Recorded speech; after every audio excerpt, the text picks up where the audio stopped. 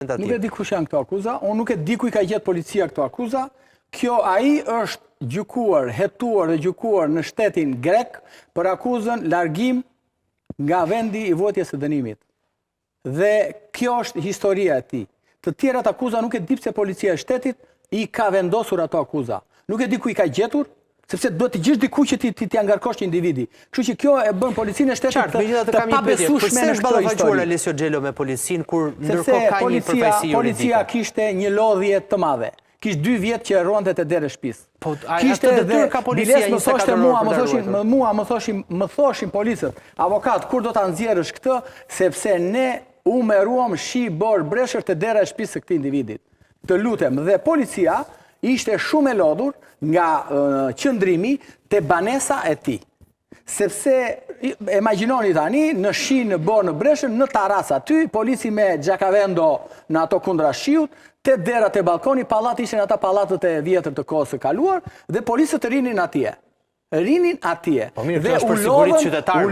Kjo është për siguritë qytetarëve. Ore, ai qytetari nuk ka për siguritë qytetarëve polici, nuk e bën.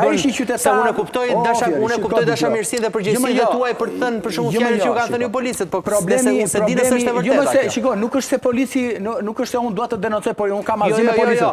Por ama ai është 24 orë në monitorim. Nga shteti im, çfarë mbrojtje ligjore u jep qytetarëve të vet. Ku në shtetin grek, ai akuzohet vetëm për largim nga voti e dënimit, një dhe po këto për trafikimi i armëve dhe municioni luftarar. Po nuk janë akuza këto për rrëdhimi ose mbajtja penge e personit, vrasja është dënuar në shtetin grek vetëm për një akuzë 6 vite. Nëse do kish këto akuza, do ishte dënuar në Greqi 25 vite pra. Do kupton që kush thelbi gjithë kësaj që po them. Është dënuar në Greqi 6 vite burg për të gjitha. E ka kërkuar Greqia ekstradimin e Alessio Gjellos? Po sepse ne nuk kemi, ne dhe Greqia, ta dinë dhe qytetarët, nuk kemi ligj ekstradimi me Greqinë për shkak të ligjit të luftës. Ne mund të çojmë grek aty, ne mund të ekstradojmë qytetar grek dhe anasjelltas. Po nuk kemi të drejtë të ekstradojmë qytetar shqiptar dhe ata nuk kanë të drejtë të ekstradojnë qytetar grek në Shqipëri. Dhe kjo ka qenë pengesa ligjore. Ai ka kërkuar donte të shkonte në Greqi. E kam kërkuar unë në proces verbalin e seancave gjyqësore. Që të shkojë dhe ta bëj gjykimin në Greqi. Po pra sepse atje do kish përfitim dhe ai do në Greqi do ishte jashtë tani, siç janë dhe shokët e tij jashtë. Kanë dalë, kanë mbaruar historia.